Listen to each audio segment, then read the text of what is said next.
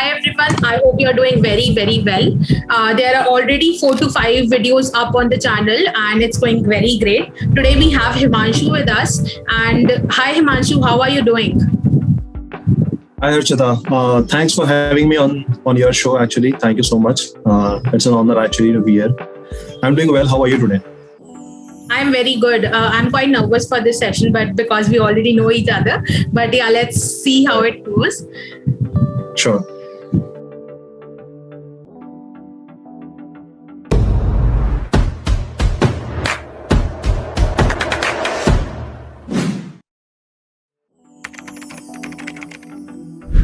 And yeah, I would love to know. So Himanshu is the founder of, is the CEO of the Arista Systems, and Arista Systems is a digital marketing agency going with different forms of website development, writing, and Google Ads and Shopify things. So yeah, I would love to invite Himanshu to explain more about him and about the company.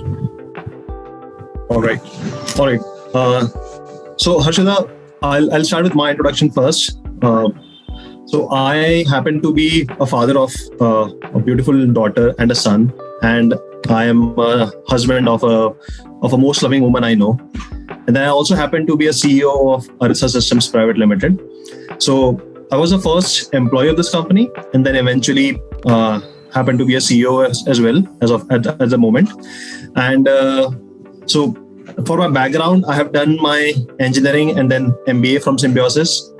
And then I worked with Reliance Industries for a while. There I had a very good experience with working on an Antilia project. I'm not sure if how many of people are aware of it. Like it's MDA, Mr. Mukesh Ambani's home actually. We used to call him MDA. So yeah, that's MDA residence. And then I had a good experience over there. And then I went for my MBA, shifted to Welspun Corp for a while. And then again, I had this whole urge of doing something on e-commerce field. I was looking into ideas a lot when I was working with Welspun. Right. And then I stumbled upon one of the family friends of ours, who is also my mentor. I'm not sure if he's happy to have his name over here, so I'll call him Mike for a while, right? So I met Mike, and then he had his opportunity for me to work in Nagpur.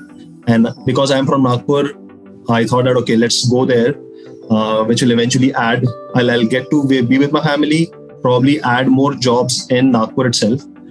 And that's where we stumbled upon with Arista Systems. And Arista Systems, eventually, what we do is we are more of a staffing company where we have clients, we tell them that, okay, here is a problem which you have a higher resource cost, and where the quality at times can be lower. What we are doing is we are giving you a better quality people at a better price, and we can take care of any work which you have, and that is from website designing till customer service. And yeah, so people were happy to have those kind of services in, and so that's what we have been doing from past 8 years. We'll turn 8 in August now. Right, amazing. So I would love to know that how you got this idea, like you want to switch from a job to another, maybe something of your own, and like being the first member of the company. So how did you got that idea, like you want to do something more than the job? Because I'm sure like you were working with Reliance Industries, and that was one of the most prestigious companies, like dream companies for people. So how did you got that? What was your mindset at that point of time when you want to switch? So the thing happened is so I come from a entrepreneurial background. Like my family is from an entrepreneurial background. So my father also is into business, and my grandfather was a serviceman. But again, he also had some kind of small business eventually, right? So I think probably, and we are Gujarati Baniyas, right? So we think usually in terms of profit. So I think that is one of the root causes which brought me into it. And then when I was doing into my MBA, there was a lot of things which we were learning about e-commerce, right? And that time, this whole industry with Flipkarts and Amazon were coming into India, this thing was booming. So I started scratching the surface actually, and then eventually I think how Arista came into picture. So I was more focused towards I need to do something of my own on e-commerce field, right? That is what MBA had given me that drive into. But again, to get that confidence in, I eventually picked up a job from my placements. I continued that, started doing something on my side hustle to learn something on the e-commerce field on my own. And then I met Mike. The reason I'm calling him Mike is he's a little shy. He doesn't want to be in public that much. Okay. So he already had one setup. I joined him. I learned. I cut my teeth into it of e-commerce. And then again, completely serendipitously. So little backstory is, so we were trying to build up something on to come up with a business where we'll sell lingerie online, right? So I worked on that project earlier. Right. But then serendipitously, we found a client who was looking into someone who can help him with a website and a content and digital marketing as well. So we thought that, okay, we know all these things. So let's try to do that, which will give us funds, and then we will eventually do this as well, right? But once we started getting into this, we started building a team from the first team was 2 people, myself and a designer. And then we started growing. We made a team of 20 by the end of first year. And we thought, okay, let's why don't we focus into this as well, right? As a solution to people who are really actually in need in US. So I think it was pretty much serendipity actually which struck us. While doing something else, we struck into Arista. Right. Amazing. That's what happens in reality. You try to build something, but eventually you get up to something else, and that's even better than what you were actually thinking.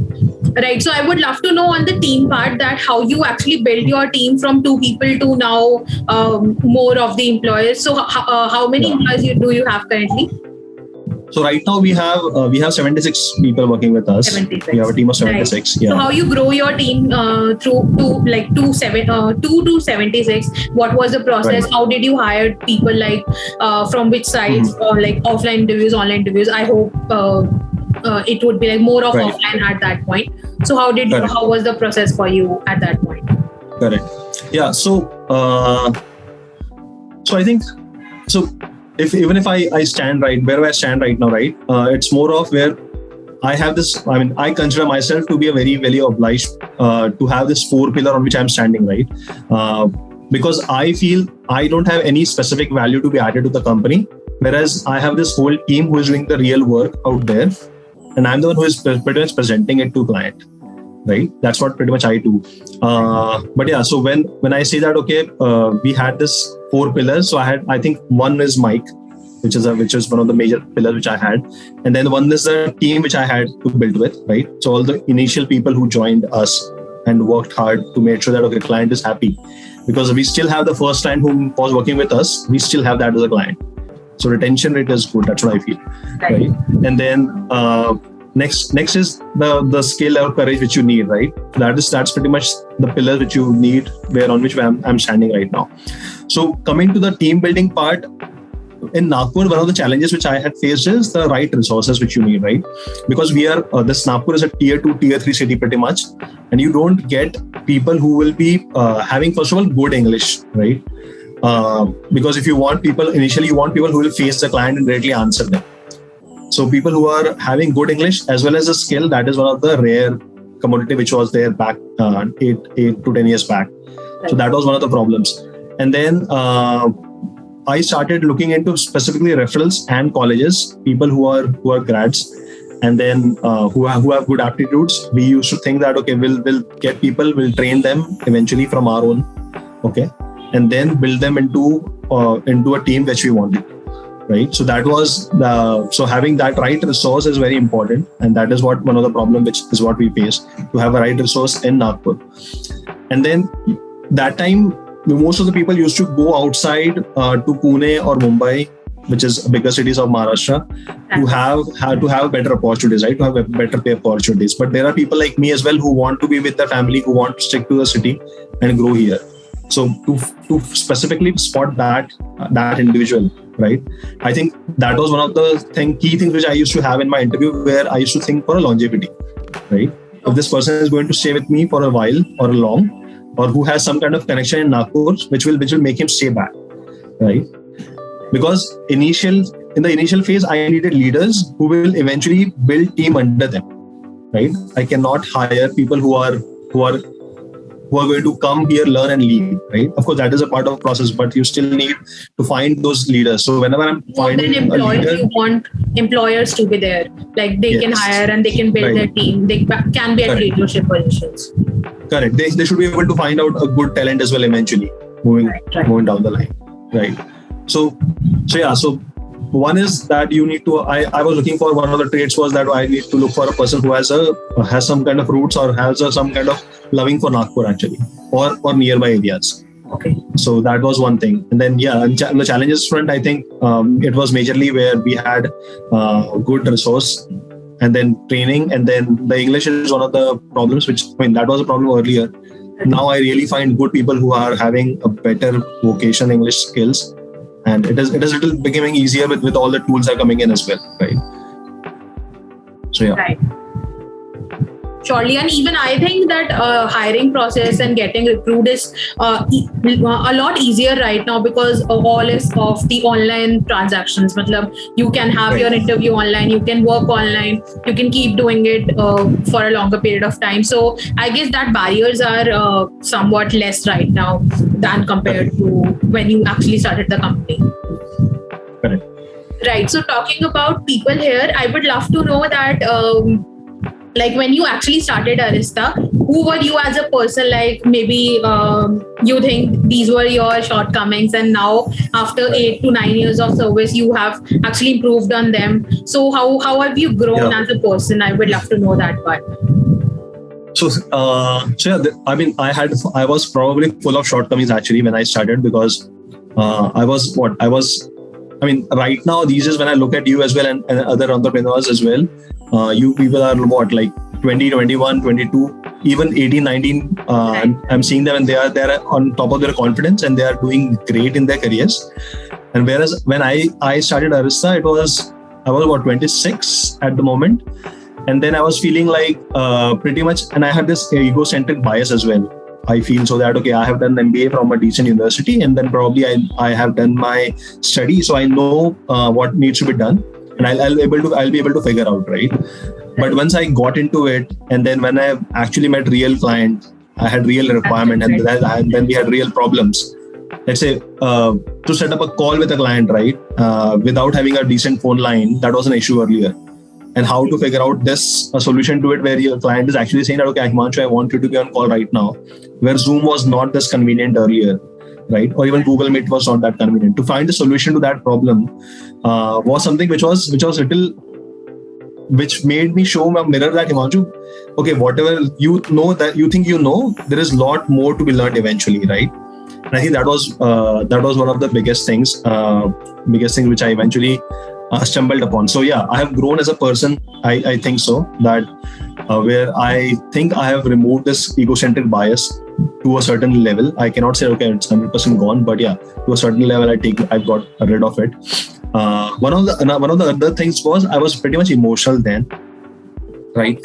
So if a client is not happy, I used to take it by heart, right? I remember those days where I have cried actually, where I'm seeing that, okay, client is not happy and this is what client is saying, client is reprimanded and all those things have happened.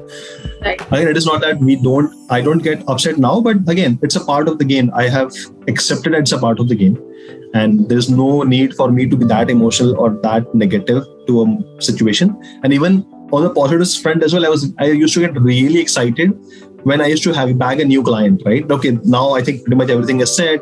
We'll do this, we'll do that. But again, guess what? Within 3 months, that client has gone, right? So situations have come in. So now I have tried to be much more calmer to a situation, be much more I'm trying to move towards a mean, right? So let's say you are an engineer, I suppose, right? So if there is a bell curve, right? And then if you put two emotions at two extreme points, happiness and the sadness, I used to lie towards the extremes earlier, and now I have tried to move towards more of the center median part, where I think everyone should try to scoot towards, right? So that's what I'm trying to do. So that is again another trait. And then I think I didn't, and because of that egocentric thing, one more thing which I would just want to add is, I think I was not that great with people as well. Right. Though I was lucky, I'm lucky enough to have such a great team, but I had been rude to people at times. And then, but I learned pretty quickly that, okay, this is not right, Himanshu, you need to change from this moment. This is not the right way to address a client, change at this moment. Right. And I have apologized a lot to people that, okay, here's my mistake, I accept, I'll not do this henceforth, move forward. So this is something which I learned along the way. I had, I'll give an instance where I had a meeting in a room where we were a team of 16. And then these people were actually, I was showing them a mistake which they had done, right? And I was actually showing it to one person. And then I never realized that, okay, this is the right method to objectify a mistake of someone. I thought it will probably boost his morale, but it didn't go in the right fashion. And then I had a discussion. He told me frankly that, Himanshu, I'm not happy with this, the way you have addressed it. We need to change it on the longer run.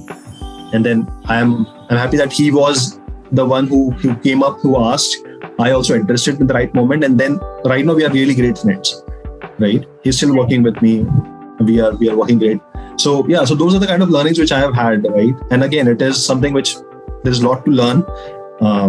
These have been from past couple of years, I've been reading a lot. So yeah, I know that probably we have just started actually. That's how it seems like. Right.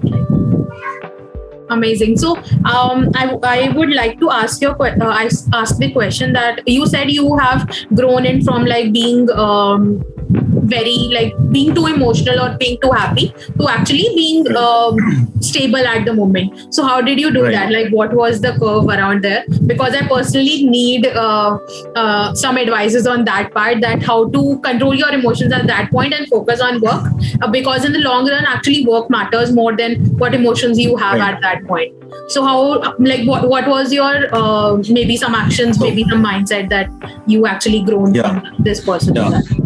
So just to make my answer more convincing, right? So I just heard this podcast yesterday itself, right, from Seth Godin with Shane Parrish, where he said that people who say that do what you love is amateurish, and loving what you do is professional, right?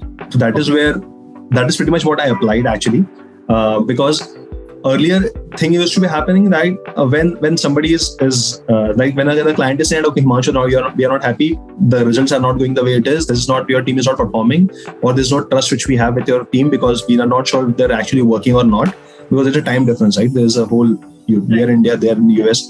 There was no video calls, this easy video calls which are not available. So the trust issue was there. And then I used to feel really emotional that, okay, this is not happening, this is not working out, what am I going to do, and all those things. Or probably it is the ship is going to sink eventually, and those things like that. But then to come out of it, what I have started to do is I started to focus more on myself. When I say myself, it is more about the process actually. What am I doing on the contribution front, right? So if my process is right, or if the way I'm doing something is right, I think eventually today the client is unhappy, but tomorrow I'll be able to make him happy. That is one thing which I've started to do, that, okay, let's improve the process which we have. If we have done this has not worked, let's improve this. And then I used to tell the client more. So earlier I used to try to defend myself to a client or to a situation. Now I have not started defending it. I've started to accept that situation and then move forward to how can I improve the situation. So if I have a client who is not happy, okay, I accept what his unhappiness is about, and now I'll try to change what exactly his requirement is, right? So I have started to be more in the other person's shoes as well, right? So to be more calmer, I think one important thing which we need is that whom you're upset with or whom you're happy with, you need to understand what that person would be feeling about your situation right now, and then you will probably be able to gauge much more that what exactly is the delta, right? And one more thing which I started to do is I started to focus more on my mental health as well. At that moment, I think I had a lot of anxiety issues, and even so. Just to give you, I have added this one of my videos on my YouTube channel as well. So I had this instance once where I was working with Arista. I'm working with Arista. I'm supposed to attend one conference somewhere in Delhi, in Gurgaon, and then I was not having enough confidence to even board a train. Right, I was having those anxiety problems then. Right. So, but yeah, so I started to focus more on my mental health, letting few things go which are not under my control, understanding them, moving more towards meditation. I make it a habit that, okay, I meditate for at least, even if it is for 10 minutes, I make sure that it happens. So I've been doing that for, let's say, like 3 years now. So that's something which is going on. So yeah, so just to summarize what I have said, thinking from some other person's perspective, that was one. Second is focusing more on my mental health, right? And third is moving more towards a process-driven rather than a result-driven thing. Exactly. So yeah, that is what I think is helping me revolve more maturely, actually. Yeah. Right. I really like the 3 pointers because all of 3 pointers, it is clearly shown that you, from like just thinking to actually taking action, you have actually grown on that part. Like maybe just thinking or being happy, being sad, then to being like doing something about it, taking actions. Because at some point, like now also, you are a client, so now you know that what your client might be feeling at that point whenever the full work is not there, or whatever the situation is, there is a particular way to handle every situation. So that comes whenever you like more practice, more experience and everything. So yes, thank you for actually summing up that. My last question to you is all of the talks, all of the answers that you give, the one thing that I observed is about your decision making skills. Like at every point you took a strong decision, or you actually proved that decision right at some point, and maybe it's wrong at some point. So how would you recommend someone like in our 20s who actually lack that decision making skills because they're too confused with too many of things? So how do you like approach that? How should we handle with the decision making skills and like take good decisions in long term? Again, I'm not sure if I have taken all the right decisions, because I have made enough good mistakes as well. But yeah, with the spirit of decision making, one of the things which I try to do is I don't know, when you are asking me this question and I'm just thinking about it, I think at times I have seen people who are afraid of the result, actually what is going to come out. So one is the fear which they have about the result, and then second thing which they have is about the onus or the accountability of that decision, if they are ready to take that, right? If good happens, I'm the one who has taken it. If bad happens, I'm the one who will be taking it as well, right? So these are the 2 things which I think I find it missing at times whenever I see in my team, right? If I am asking someone to, here is the task, here is what I want you to do, decide whether you will be hiring this person or not, or decide whether you will be firing this person or not, right? At times there are people who eventually come back to me saying that, this is my view, but you have to take the final call. And I said that, why would you like me to take a final call? It's understandable at the moment, right? I can do it, but once you have to, why are you afraid of it? And then they said, what if that goes wrong? So I think that is one of the major things, right? You have to think for a longer run. If the decision which you are making is what kind of impacts, positive and negative, is it going to have on the situation which you have right now, right? So one of the bad things which I hate about my job is that I have to let go people at times, right? So if it's a process turned down, or that person is not performing as per the expectation, I have to let go people. That is one of the most difficult things. Like earlier, for my first few exits, when I had to tell them, I used to again, I was emotional then. Guilty. I used to cry as well that, why am I supposed to do this, right? Maybe you are guilty ki matlab why I have to ask them let go. Exactly. Yeah, and then they have family and all those things right. But yeah, I should tell myself that, Himanshu, if you don't do this today, it is going to hurt you in the longer run, right? If you want to bring this, make it better for everyone, the other 20 people who are working with you, or the 5 people who are working with you, probably it is right for all the other 5 people that, you have to let go this one person. Right. So taking that accountability, taking that removing that fear is something which has to be done. And again, it is more of, and fear is more of like, once you do it once, then it is gone, right? But that one time is something which is not happening, and so I think that is two things. And then something which I've learned along the line is I used to be much more impromptu with the decisions earlier. That okay, if a client is asking something, I used to say yes or no to it. But because I have worked with you as well for a while, you would have seen that I take longer than it is probably required. I said, okay, I'll answer it tomorrow. I'll answer it next week. What am I doing next week? I'm not thinking about it all the time, but all I do is I take a walk. That is the process which I follow. I take a walk and then I completely I try to think about it as much as I can, that, okay, if I say yes, here is a good thing which is going to happen. Here is the bad thing which are going to happen. And then I take a decision that, okay, let's do this or let's not do this. Right. So that is something which is a process which has helped me. One thing which I think will work and where I'm lagging is I'm not journaling these things actually, which I want to, but I'm really bad at it. And I'm yet to start probably today. Probably today I'll start, but exactly. So that, because I've heard from few grades that they say that they keep on saying that please journal your thoughts and then come back to it. And then if you see them on a thread, you'll probably learn a lot that, okay, here is what your decision-making skills was earlier, and now this is where you have evolved. And you learn from that, like going back to that book as well. But that is something which usually lags. I mean, that is what I'm lagging right now. And that is what I want to improve. So again, to summarize, just control your fear.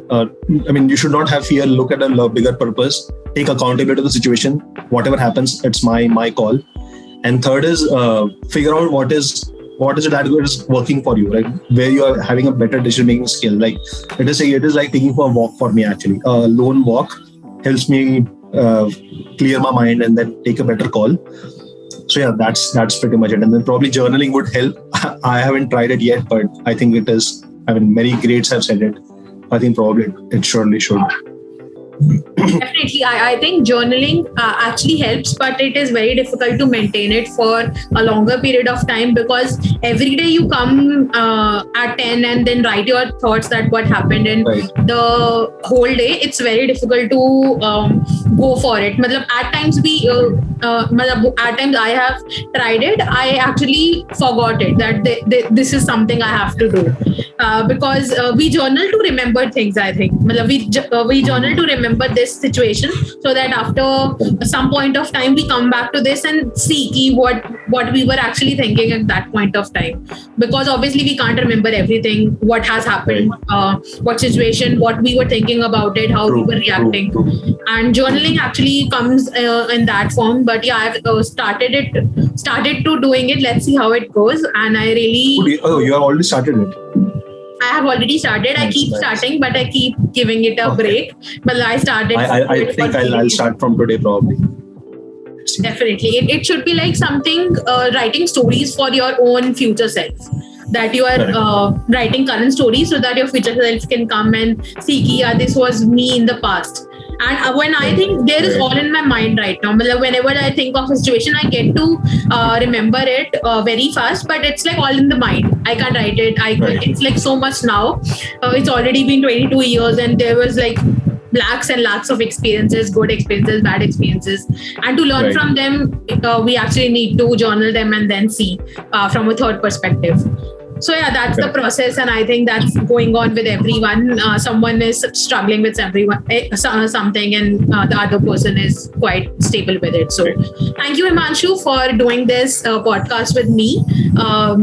I personally learned a lot from as a fresh graduate, because at times, like when I was a child, I used to think how these actually business works, how business owners are, how service-based companies or product-based companies are, what's the team culture or anything. So now after this, I got a sneak peek of how the companies would work, and obviously about your mindset. So thank you so much for doing that.